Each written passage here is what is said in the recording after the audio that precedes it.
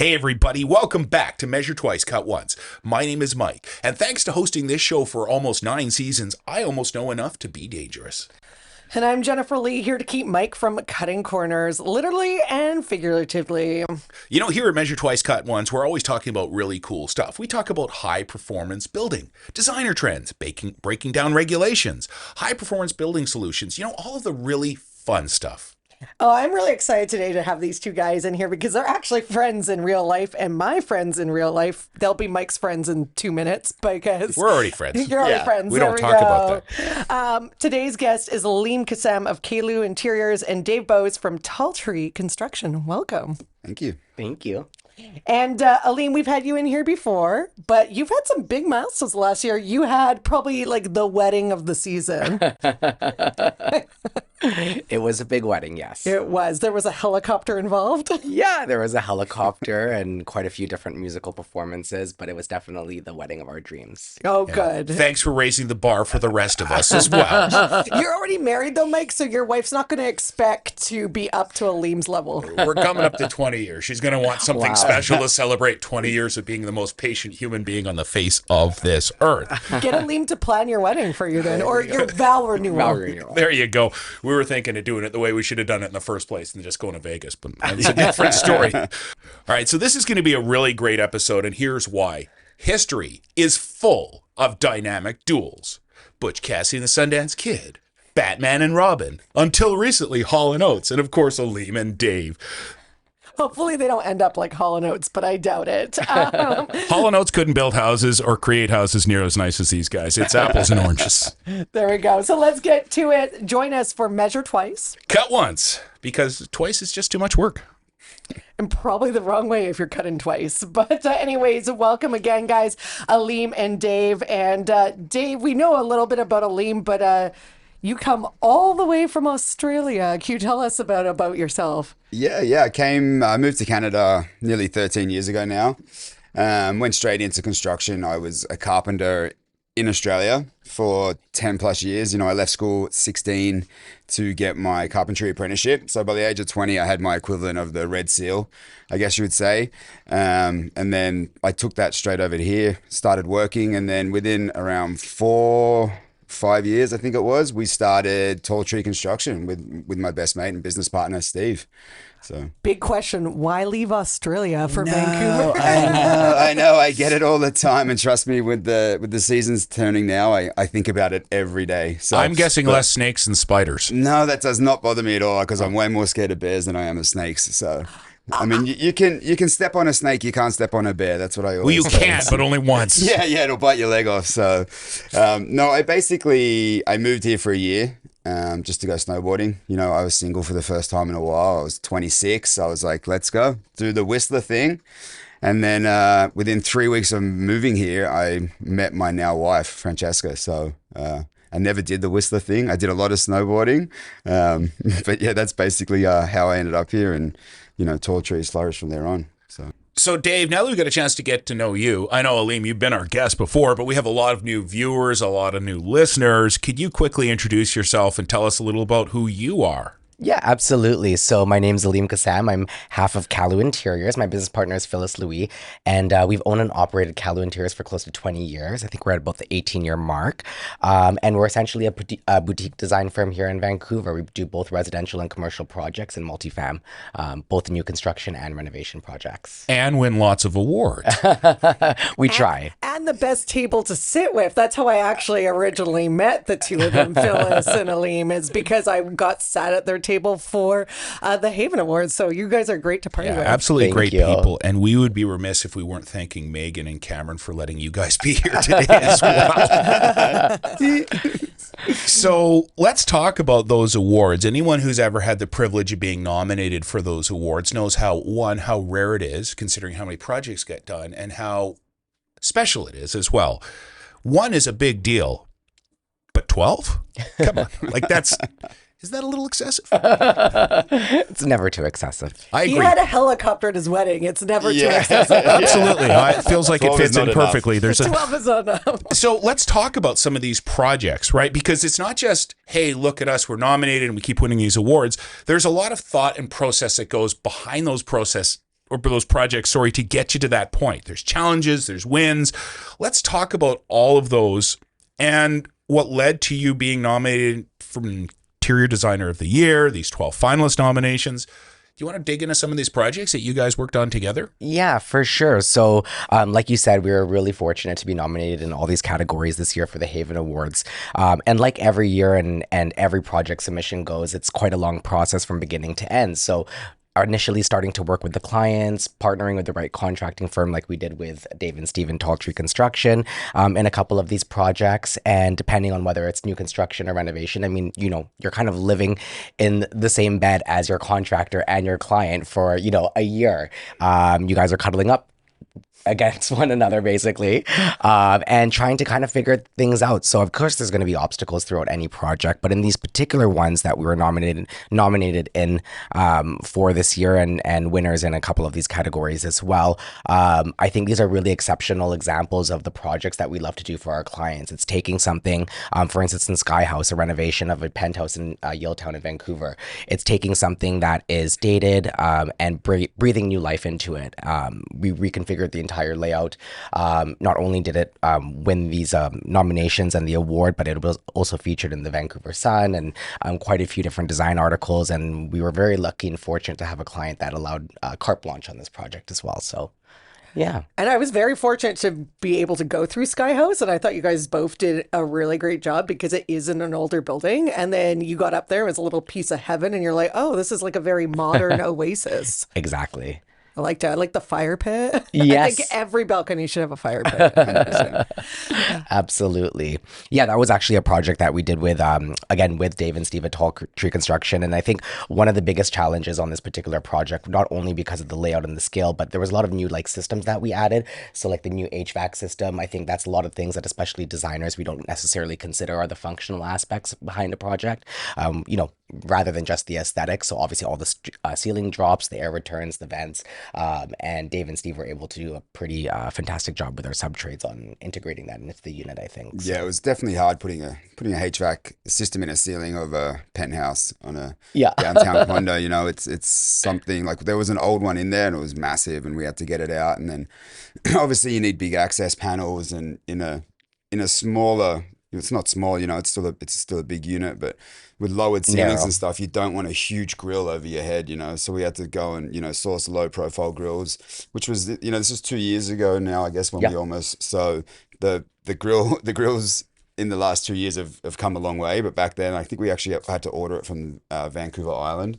That's right. For this special one, certain size and way it opened and everything. So that was one of the challenges for sure was putting a HVAC unit inside a drop ceiling of a condo. So and we've had to do this in the past if you're a Canadian, but because some of the products are too big to fit into the elevator, we have to crane. Did you have to do any craning on this project, or everything fit nicely in the elevator? I wouldn't say it fit nicely, but we made it work. We made it work. Yeah, I think. See, Stephen was my business partner, was actually the project manager on this one. He sort of takes his jobs, I take mine. But I remember him having some challenges with the oversized wolf fridge. Was it wolf? Yeah, wolf fridge, and then the. Thermador. Thermador, sorry. And then the size of the island, you can see in some of the photos, I think it was like 10 feet long. That's for part of it. So, you know, getting that stone up there. Luckily, we didn't have to get a crane because it was, how high up was that? Almost 30 stories. Almost 30 stories. So That's a helicopter at that. Yeah, pretty much. So, yeah, those are some of the challenges. Dave, I have a question for you. When you have amazing designers, there's that gap between your vision and what you execute. Mm-hmm. How do you make up the unknowns? Or are there unknowns at that point? Like, how do you, and when stuff comes up where you need input, how do you solve those problems? Is it a back and forth process? Is it a collaborative process? Is it a surprise for you at the end? Like in general terms, but also how you guys work together. Yeah, it's a mix for sure. Like, I mean, we've been working with Kalu, you know, since we started Tall Tree almost, you know, obviously gradually growing jobs, like, you know, we had to build the trust in him first. Well, he had to trust us first, sorry. You know, so he gave us a little bathroom and then we went from there. But now we know their drawings inside and out. Like, we sort of even know if they may have missed something. And if they have and we haven't quoted it, you know, say something might be just like a shower niche was missed. And we're like, oh, I'm pretty sure they want a niche. for the hassle of going to the client and saying, oh, they missed it, like I would never throw them under the bus. I'd just be like, hey, was there meant to be a niche here? And he'll be like, yes. And I'm like, all right, so we will just do it, you know? It's those sort of things that build a good relationship, and it's, you know, you scratch my back, I'll scratch yours for certain things. So but it also sounds like you're collaborating for the benefit of the homeowner, which is really, really the magic of good partnerships right there, is everybody's facing the same direction and working towards the same goal. We always look at the bigger picture, and I'm not going to go back to the client for a $500 niche and then be like, well, it wasn't in the quote. And then it's, you know, can turn into something that it doesn't have to be for something that really isn't going to cost us a lot of money. Let's just, you know, get it done and do it and move forward. So absolutely. And sometimes I think the listeners wonder, how do the builder and interior designer get together? Sometimes they just meet on the job, or maybe they even have a cute meet cute. Did you guys have anything interesting, or did you just meet on a job and it's a boring story? I remember when I first met Aleem, you know, he's a pretty memorable guy to meet for the first time.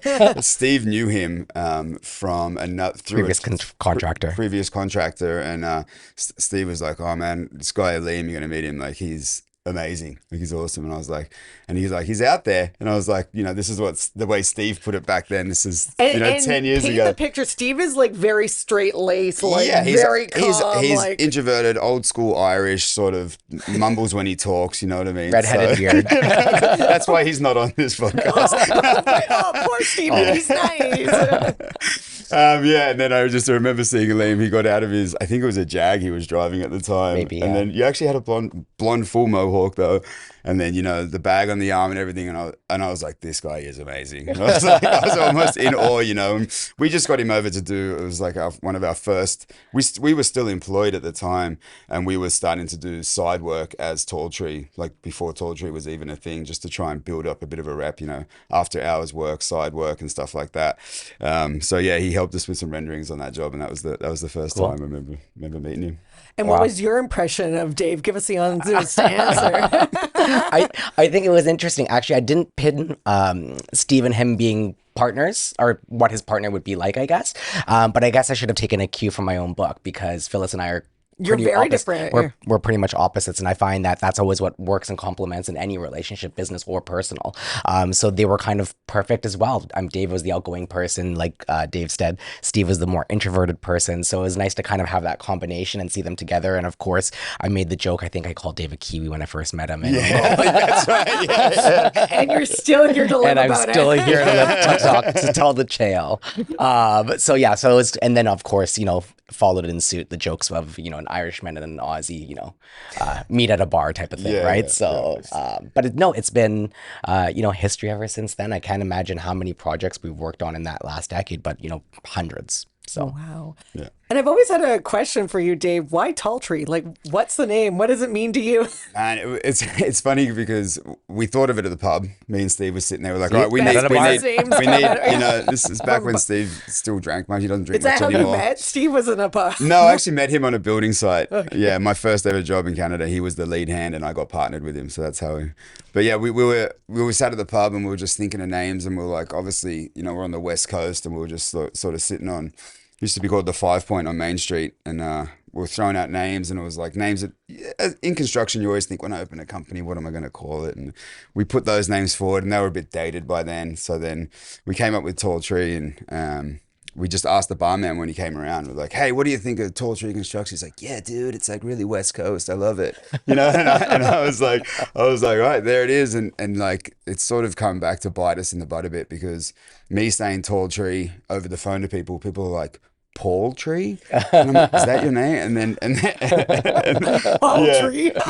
we get Paul Tree all the time, Paul Tree Construction, and just Steve with his thick dub accent, you know, he struggles as well. So we really have to go Tall Tree, you know, when we're saying stuff over the phone, especially over the phone. So yeah. So I feel like when we go to break, we're going to say we'll be back with Aleem and Paul from Tall Tree. Yeah. Maybe you should just switch your name to Paul. I know. Well, now we have a Paul working for us, so we call it funny. So now we call him Paul Tree. So Paul Tree. Yeah. Oh my god. Yeah. Too funny. Yeah. So that's pretty much where the name came from.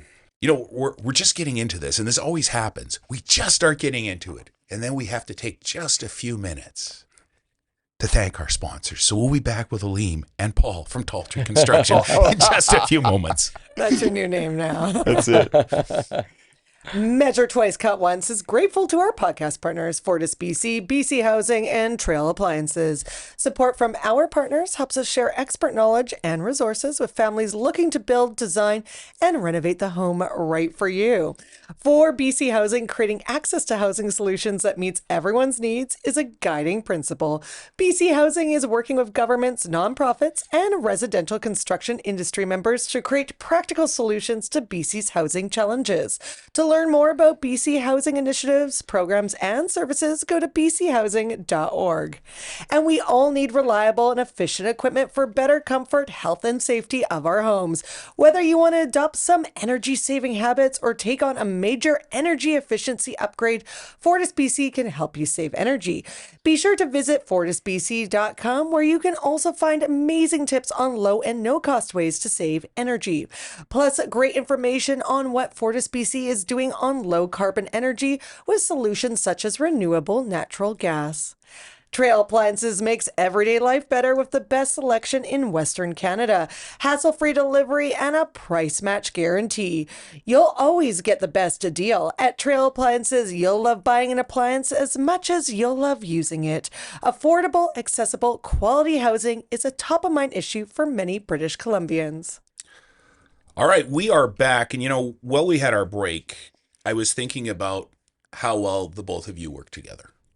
And I was also thinking about 3 weeks ago, I was on a job site where the builder and the designer were not working well together. And That sounds like a reality TV show. yeah, maybe. But Tell us like more. for somebody who's hired both of these people and is sort of stuck in the middle, it can be a really challenging situation, especially if you don't understand this industry. So how do you find that winning balance? I mean, obviously you two have found that synergy and that balance, but as a homeowner, what should I be looking for to find that balance, to make sure everybody's working together? And this is the most important part, they're collaborating for my benefit. Absolutely. I think it kind of comes, it can be a double-edged sword, but it kind of comes from a couple perspectives. From the consumer and homeowner standpoint, it is obviously very beneficial to have a designer and a contracting team that work simultaneously and wonderful together. But that always isn't the case, like you kind of mentioned. So I think it's kind of bridging the gap and trying to remind everyone that we're working towards a common goal, and the common goal is the project and the consumer, the homeowner. But I think, again, it kind of comes back to what we were kind of talking about earlier as well with, Tall Tree and Kalu Interiors and Dave and myself. And again, even with Steve and Phyllis, it's being able to kind of finish each other's sentences, have mutual respect for one another, understanding what the project and the client needs are. So once you kind of have a grasp of those items, you're able to kind of tackle them more efficiently, I guess. And I think it's also putting egos aside, because 100%, some big builders time. and interior designers, they just want to be the main dog on the project. Yeah. But that's not how a home is built. No, absolutely. It's one of those things where I think it always rings true, too many chefs in the kitchen type of thing. So I think it's always important to ensure that everyone kind of, stays in their lane and understands what their purpose and goal is for the project, and be able to kind of work together symbiotically. Because the thing is, I love to tell those people that are like that, it's like, if you design the most beautiful home, which you do, but you have a crappy builder, it's not going to bring your vision to life. No. If Dave works with somebody that is not a great interior designer, he could be the best builder on earth. He's not going to be able to make it look good. So you really have to make sure that you guys are a team. 100%. Yeah, 100%. And it's hard to dance back and forth sometimes. Sometimes you work with other designers who don't have as much skill as Aleem, or that vision. Like, his designs are amazing, right? And then I get stuck where I'm like, I almost want to put my input that I've learned from him on design and be like, maybe you should sort of try this, and but it's one of those things. I'm sure the designers love that from I you, try to Dave. do it. I try to not step on anyone's toes. Obviously, I just like put forward my thoughts, maybe. Actually, So, could you move that to the left? yeah, sort of thing. Maybe you need a light fixture there. Exactly. You're rubbing off on him. Yeah, I big think time. so. I think But so. that's what we should be expecting, right? Yeah. We should be expecting our designer to learn from our builder, because we might know a little about everything, but we know a lot about only a few things typically. And Absolutely. likewise, we should be expecting, you to teach Dave things, Dave to teach you things. And that's how we all get better and level up. And I think you guys have hit the nail on the head.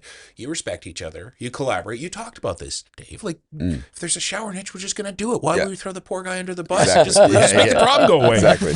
So I think this is what you guys have created, is what someone who's watching this or listening to this should be expecting.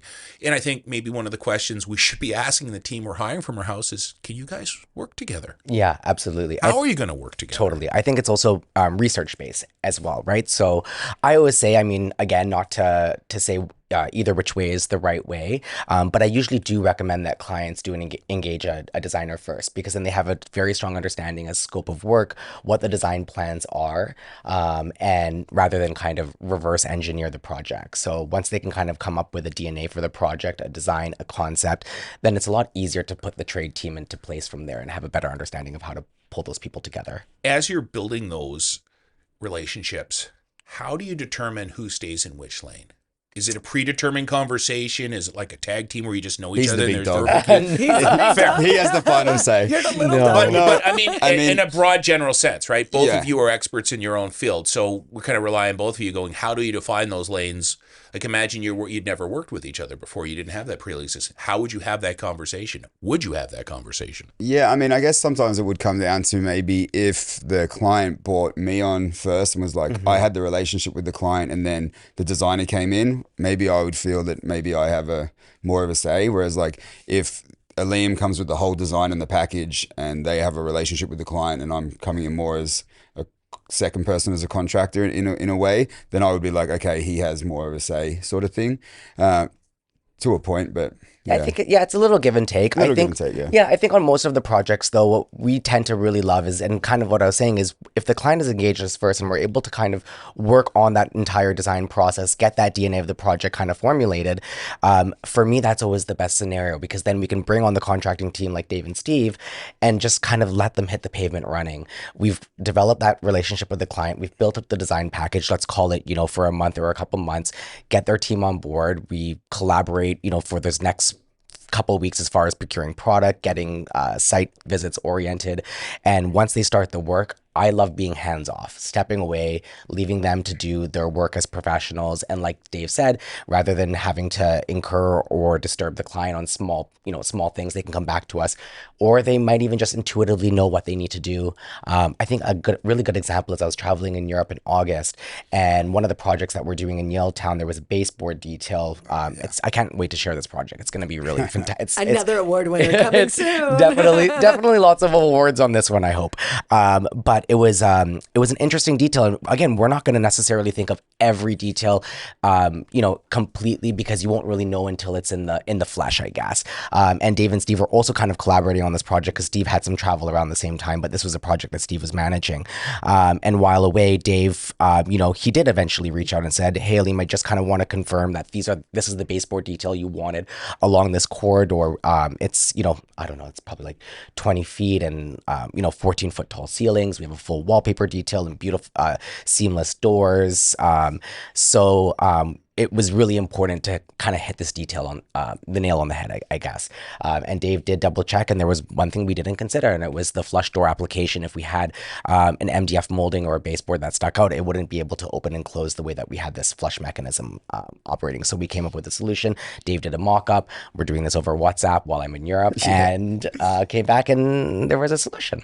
But that's why, again, you need to work with the proper people, because Dave, because he's an experienced builder, was able to foresee, I'm going to ask about this first before moving forward. Yeah. Because some people move forward and then all of a sudden the designer comes back, the client comes back, and they're like, "Oh my God, what happened?" And then they're ripping everything out, and that's more cost to the client. And well, yeah, Steve had actually told me how he wanted it done, and I was like, and I thought it wasn't going to look as good, and it wasn't sort of with the drawings. Like, Steve was away for a wedding in Italy, and so I sort of took over the project for 2 weeks, and then I was like, oh, I don't think Aleem would like this little shoe molding instead of the tall baseboard and blah, blah, blah. And I'd probably spend half a day just trying to figure it out before I made the call, to either Steve or Aleem, and then realized it was, sort of snowballing effect of what if we did this wasn't going to work, this wasn't going to work. So I eventually had to reach out to Aleem, but we got it done in the end. So hey, it's easier to fix things before you do them. Yeah, it was worth the time investment up front. And that was why I used that particularly as an example, because like Dave said, it took, a lot of contractors aren't going to spend that time and that work and that effort up front. They'll rather just get it done and then move forward just to get the project done, right? To check something off the box. But in this case, it was worth that extra time and effort because it probably would have saved, or it could potentially have cost thousands of dollars to remediate because the wallpaper was on or whatever. Yeah, exactly. For sure. And speaking of that, you've got so many great designs, not just with all the homes that you've been doing, but you've been designing clothes for your wedding. IDS West, you had, I think, a clothes booth. You had a chair that you designed. You had also a collaboration with another Haven member, Persage Stone, Dylan right. from there. And tell us a little bit of some of the trends that you're seeing, because like I said, I feel like you had them all on display for IDS West. It's funny how that actually happened because this year at IDS, earlier in the year, we had really only committed to James Crossing for their booth, which was the chairs that you mentioned, which were in donation for the Covenant House for the charity. And then, of course, then Persage Stone came to the table, and that was actually a project we collaborated with Dave and Steve on from Tall Tree. They built out our booth. And then LaSalle College reached out, and so these were all very last minute things. And then next thing you know, we're doing half the show, but it was exciting. It was definitely a challenge, but fun. But as far as trends, I mean, I think we're continuing to see a lot of trends just going bigger scale. So one of the things that I've definitely noticed is graphics and technology. We're seeing a lot larger kind of like larger scale and format graphics. So whether it be patterns, digital imaging, reproductions of natural materials, compact surfaces continues to be a huge trend, and kind of navigating away from, I guess, complete natural materials and stones, even though people want natural textures and materials. So kind of emulating those. I just saw some beautiful reproductions in Italy in a recent design trip for large format slabs, which I could not tell that they were synthetic versus, again, natural marbles. One of the great trends that I'm also seeing, which I've been asking our suppliers and manufacturers for years, are more black finishes. Again, continue to see brass and bronze finishes, etc., but not a lot of black offerings. I mean, yes, matte black, absolutely. But when I say black finishes, I mean other types of black finishes. So like black mirrored finishes, black chromes, black and steels. So a little bit more high depth black finishes, which have been offered in Europe for a few years now. So we're starting to see those come through. And again, just the continued upward trend in integrated appliances and plumbing fixtures. So hidden sinks, integrated appliances. People want their spaces like their kitchens and bathrooms, not necessarily to look like their kitchens and bathrooms, multi-purpose and multi-use spaces. Okay, so design trends. That's one part of it. Yeah. Construction trends. That's another part of it. Rather than getting into specifics of construction trends, because I think most of our viewers and our listeners are aware of the shifting sands, how, as a team, do you balance designing trends and building trends so that everybody meets in the middle and gets what they want? Yeah, I mean, it can be hard. Like, I guess a small example, say if we're ripping off some drywall and it's on an exterior wall, I'm like, hey, even though it's not really shown on the drawings, I say we should beef this wall up to increase the R value. And then you sort of play that game of, Aleem's like, well, now there's not going to be enough room for the dining room table chairs to get back properly, or now it's going to push my light off center, which is going to do this. And then the client's like, well, I don't want to lose three inches of space inside my living room. And I'm like, yeah, but while you're there, you should really, you have like R10 in your wall. You should be getting your R value up quite a lot more. So those are some of the things, and I can only suggest them to the client. I'll tell them this is what I think as a builder. And then it's really up to them whether they want to lose some space in the room. And that's sort of one of the things that we come across quite a bit. Yeah, the reverse engineering of a project, I'd say. We come in, I think, again, one of the great things that we try to do as a studio and design firm is when we're creating, again, that DNA, that design plans and those design drawings for the contractor and for the clients, we never go into a project thinking, okay, this is the Holy Bible, it cannot change. We always go in with the thought process that this is something that is movable, it's workable, it's something that's tangent that we can continue to kind of collaborate on and with. It's never perfect from day one, so it kind of becomes a back and forth, a tennis game process. And of course, Dave and Steve will come back to us and say things that are realistic or might not be unrealistic, or sometimes it comes to budgetary things or efficient items, like Dave mentioned, as far as our values, etc. And then we just kind of reverse engineer from there. Yeah, I think sometimes we like because we have such a good relationship with Kalu. Aleem, excuse me, Aleem can even lean on us a bit and say, hey, like, do you think this wall can be removed? Or do you think this plumbing stack could be moved so we could put the bathroom over here? And even if we haven't signed on with the client, sometimes we'll sneak over there and just to help them out, sort of, I need their expertise sometimes they need mine. So that's the sort of cool thing about having, this collaboration that we do, that we can sort of lean on each other for those things. And like, he might not even tell the client that, he was sending me videos of the place, and then Aleem can look good and go, yeah, that wall can come down. Like, I know, like, don't worry, So it's, sort of play that game a little bit. I feel that your impression of Aleem is spot on, by the way. Yeah. You guys know each other too well. Yeah, you have to hear you your go. Dave one before you Oh guys. no! Oh no! But with trends, though, do you guys ever worry that, because I was actually talking to interior designers about this, they said the thing is, by the time the magazines come out and everybody then wants those trends, they've been done already for a Cycled. few years prior. How do you basically talk to a client and make sure too that the trend is something that's going to last, more than a few years? Because if they're to live in the house for a long time, I'm sure that there's some stuff that we do now that we didn't do a few years ago. Yeah, I mean, that's always a balancing act. Particularly through our design process, we're not too, I know a lot of designers will also say this as well, but we honestly aren't that in tuned to the trends. Of course, we're seeing trends consciously and subconsciously, whether it be through magazines or Instagram, or obviously just the connectivity of social media these days. But we really focus solely and as much as we can on the client, the property, and their needs. I always ask, the first question I ask a client is, how long are you going to be in the space? To me, that's the most important question, because the priorities are going to change if they're there for a year versus 10 years. So that's the first and foremost. And then I also want to know what their plans are. Are they planning to grow a family, or are they planning to not grow a family and it's just for them? Resale value, I always consider that. The architecture of the space, we never want to necessarily have this dichotomy of an exterior architecture that completely does not match the interior. So we try to, again, pay honor and respect to that as well. We try as much as possible to focus on those things and not necessarily so much the trends. And when you focus on those things, you ensure that you have longevity in the space. Well, the one thing I've learned over these last few years is that the best designers aren't following other people's designs to create their own. They are groundbreaking and trailblazing on their own. One thing we haven't really talked about, and I think we need to talk about more, is that delicate balance between health and safety and design.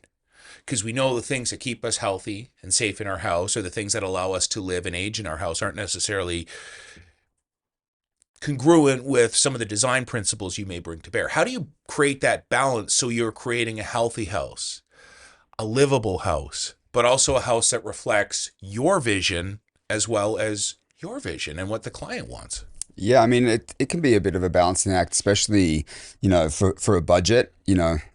I can say to a client, hey, maybe you want to look at heat pumps, or, energy efficient windows and doors, or upping the R value like we just talked about. And then, Aleem could say, that could be, a heat pump can be 50 grand, to do a whole house, right? So, and then that might take away. The client's like, well, I don't have 50 grand. I said, well, maybe don't get the $10,000 chandelier just yet. And then I get a kick in the back from him saying, just when you said that, by the way, the look on your face was said more than any words ever could have. How do you not tell him not to have the chandelier? You know what? That's what daggers look like. I did it once with a client, and he was a bit pissed at me. He said, don't do that again. You always go with the chandelier is the correct answer. They do. So Okay. I never win. So. You never win. No, but I think Dave is right. It is really important to look at those kind of systems and those health and safety aspects that you mentioned, because it does make something more livable and more longevity for a home and for a consumer and homeowner. Yeah. We learned a lot today, and some of the things that I think really stood out were, first of all, find a team who can work together and work well together, who respect each other, who play off each other, and who collaborate for the success of the homeowner. We talked about elements of award-winning designs. We talked about design trends like bigger and bolder, but also how to balance them with building trends. So just a phenomenal conversation as always, and just so grateful both of you could take some time to share this with us today. Awesome. Thanks so much for Well, having thank us. you so Enjoyed much. it. Yeah, you're not off the hook yet. I do have one more question, but it's true. Teamwork is such an important thing, and also your partners need praise too, Phyllis and Stephen, because they're both lovely people as well. And I know the four of you guys are not only great partiers, you're also great at making people's dream homes come true. One thing before we go, though, we need one little piece. I don't know what that meant. One little more tip is what I was trying to say of wisdom from you guys. You guys have given us so much wisdom today, but one tip to give the homeowner before we go, each of you. My tip, just be patient. That's a good one. Yeah. Be patient, Great things. him or Yeah. be patient client. Both. Great things take time to come, right, to build. So, a lot of clients will. It would seem that a lot of clients can be on the back foot before we already get in the door. They have the horror stories of bad contractors and stuff. So, honesty and patience is a big thing. I try and say, if you have a thought, let me know. Let's talk it through. If the budget's moving in the wrong direction or you need more time, have that conversation as soon as it comes up, and don't try and hide it. So, and just be patient with the overall project, because it takes time. Absolutely. I guess for me, I always first and foremost tell clients scale and prioritize. Even though, again, as a designer, I'd love to have the $10,000 chandelier in the fixture. There's certain things that you just can't easily do once a construction job is done. And I never want to see people in hardship or in scenarios where it's difficult to backtrack. So I always recommend, again, prioritize. So you start with kind of let's call it the building brains or the structure. So that's, your roof, your windows, if you want to add an HVAC system, all of those things that you would work closely with your contractor like Dave and Steve on. Those are really the important elements. And then you kind of work your way down from there. Then it would go to, your millwork, your countertops, things, again, that aren't going to be easily changed further down the road. And then I tell clients to hold off on other things if you need to focus your budget to those primary items. So, your sofa can wait, your $10,000 chandelier can wait. Put those as kind of pipeline dreams or things that you budget and save for over the years. But let's be honest, you can always get a smaller chandelier. But should you? Don't compromise. Well, it's, as always, phenomenal conversation. Before we go, I just want to do my favorite part of the show usually, which is, let's imagine this. Let's imagine these two gentlemen and their teams have designed an amazing space, have built an amazing space, and you've just moved in. And then you get to the backyard and you're like, now what? You probably need a barbecue, and we're going to help you with that. So all you have to do is like or share this episode, and you have a chance to win a Napoleon Prestige P500 stainless steel natural gas barbecue valued at $1,600, compliments of our podcast partner, Fortis BC. Details are available at havan.ca/measure twice, cut once. Do you have a barbecue on your rooftop? Not yet. Oh, no, we do. Our old one. Oh, you might need a new one. We will need a new one. There you go. An Not outdoor just one, kitchen. several. Yeah. Several. Mike has Yeah. 12. Yeah. No, not joking. That's over the top and excessive. Only 11. Okay, for sure. Don't make me look like I have a problem. Thank you guys so much for coming in you. today. Thanks for having us. And for notes and links to everything mentioned on today's episode, including resources shared by Aleem and Dave, go to havan.ca/measure twice, cut once. Thank you to Trail Appliances, Fortis BC, BC Housing, Ramey Films, JPod Creations, and AI Technology and Design. It takes a team to build a home, and it does to build a podcast. Thank you so much for joining us. See you next week. See you next week, Jennifer.